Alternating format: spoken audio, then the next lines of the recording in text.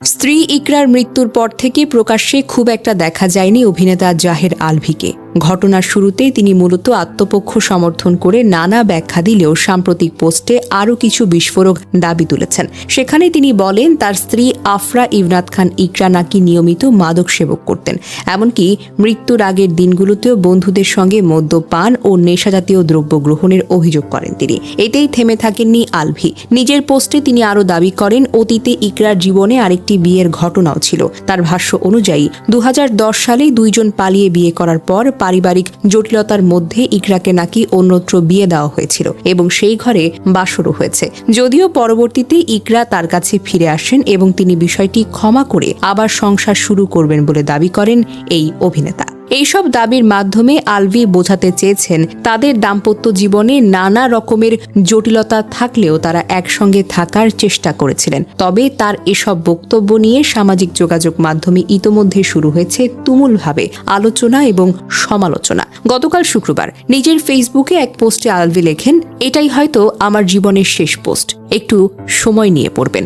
আইনের প্রতি সম্মান রেখে বলছি, সুষ্ঠু বিচারে আইন আমার বিরুদ্ধে যে পদক্ষেপ নেবে আমি মাথা পেতে নেব, কিন্তু আমার এই পোস্টে আমি কিছু ইনফরমেশন রেখে যেতে চাই, যেন আমার কিছু হলে অথবা আমাকে অন্যায়ভাবে ফাঁসানো হলে সাধারণ জনগণ ও সাংবাদিক ভাই বোনেরা এই বিষয়গুলি নিয়ে সতর্ক থাকেন এবং আইনের কাছে খতিয়ে দেখার দাবি রাখতে পারে। পোস্টের শেষের দিকে আলভী বলেন, আপনাদের মতে আমার না হয় তিথির সঙ্গে পরক্রিয়া, তাহলে ইকরার ব্যাচমেট জাহাঙ্গীরনগর ইউনিভার্সিটির ফিলোসফি ডিপার্টমেন্টের 41তম ব্যাচের নাবিদের সাথে ইকরার কি হয়েছে?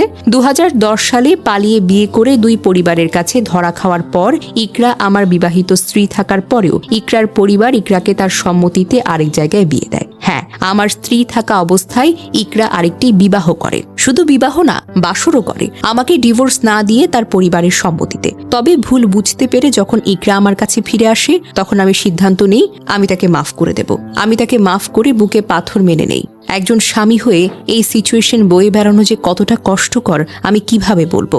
এদিকে সিসিটিভি ফুটেজ ও ময়না তদন্তের প্রতিবেদনের বিষয়ে অভিনেতার ভাষ্য মতে, আমার বাসায় ড্রয়িং কাম ডাইনিং রুমে একটি সিসিটিভি ক্যামেরা আছে, যার অ্যাক্সেস কখনোই আমার কাছে ছিল না, ইকরার ফোনে ছিল। ইকরার ফোন পুলিশি হেফাজতে আছে, এই মুহূর্তে তা ফরেন্সিকে পাঠানো হবে। অনেকেই বলবেন আমার বাসার অ্যাক্সেস আমার কাছে ছিল না, এটা তো বিশ্বাসযোগ্য কোনো কথা নয়। তাদেরকে বলবো সিসিটিভির সাথে লিঙ্কড ডিভাইস লিস্ট চেক করুন এবং সেটা অনায়াসে বেরিয়ে আসবে। আমি সারাদিন শুটিংয়ে থাকার কারণে কখনো এর অ্যাক্সেস ইকরার কাছে চাইওনি, ইকরা আমাকে দেয়নি। ইকরা এই ক্যামেরা দিয়ে বাসার কাজের লোক ও বাসায় থাকা সহকারীদের গতিবিধি পর্যবেক্ষণ করতে পারত।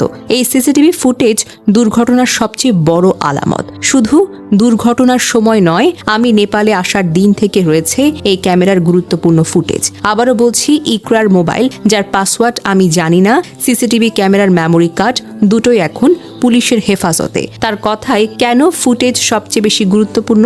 আমি নেপালের উদ্দেশ্যে বাসা থেকে বের হই 25 তারিখ দুপুরে। 25, 26, সর্বশেষ 27 তারিখ, এই 3 দিন সন্ধ্যার পর আমার বাসায় ইকরার বান্ধবী ও বন্ধুর আগমন ছিল, যার গতিবিধি সিসিটিভি ফুটেজে আপনারা দেখতে পাবেন। 25 ও 26 তারিখ শুধু বান্ধবী, 27 তারিখ দুইজন বান্ধবী ও একজন ছেলে বন্ধু বাসায় এসেছে, মধ্যরাত পর্যন্ত ছিল।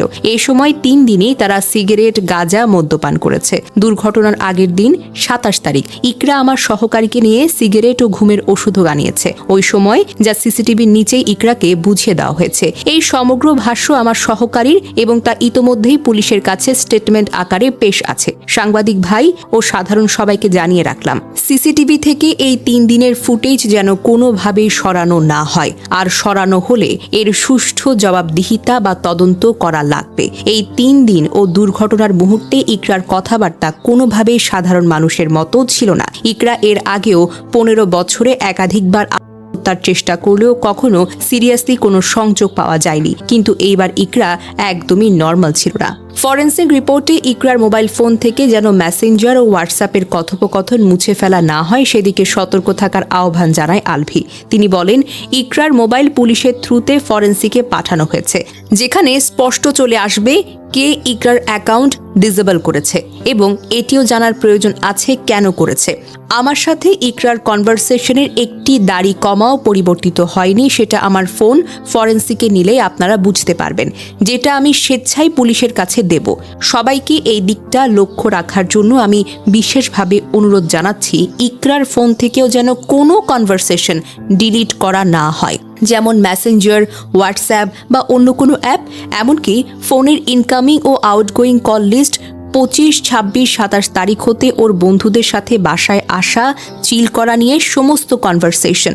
আলভি বলেন, এবার আসেন পোস্টমর্টেম রিপোর্ট নিয়ে কিছু কথা বলি। আগের রাতে মদ্যপান ও ড্রাগস সেবন করা হলে অবশ্যই সেটি পোস্টমর্টেম রিপোর্টে আসবে।